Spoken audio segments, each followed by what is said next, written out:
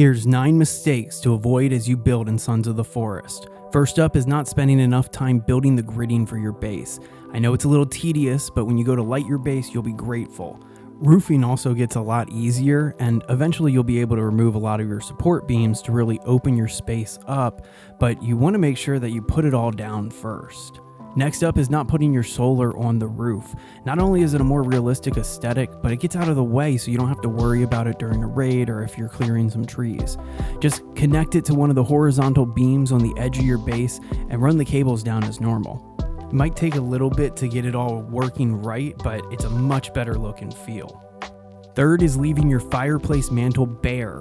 Did you know that you can put miscellaneous accessories on your fireplace like these animal heads?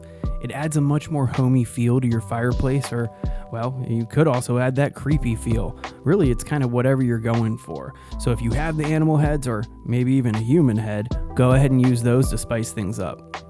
This one is definitely one I'm guilty of. Fourth mistake to avoid is placing your item plater inside your base. See, when you go to activate this thing, the whole frame is going to get hit by lightning and you'll lose your entire roof. Some items in this game are just better kept outside, and the item plater is sure one of them.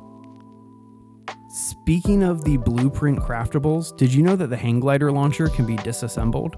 Learned number 5 by accident when I was trying to move it, but you can simply take the turtle shells off of the launcher and place them anywhere. It also makes your base a lot more interesting having these around.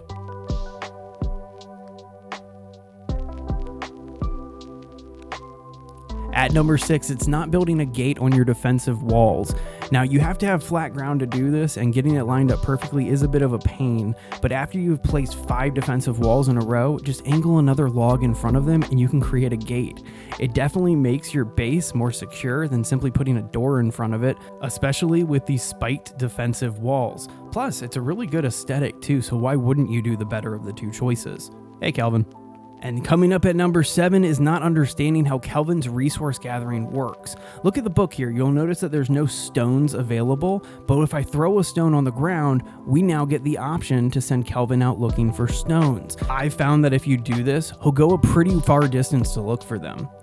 Coming in at number 8, it's about those tree houses. My first build in this game was actually a tree house. They're pretty cool, but don't make the mistake of not clearing out the trees around the treehouse tree before building it. That's what happened to me, and when I took down a tree right around it, it took my entire treehouse down in one hit.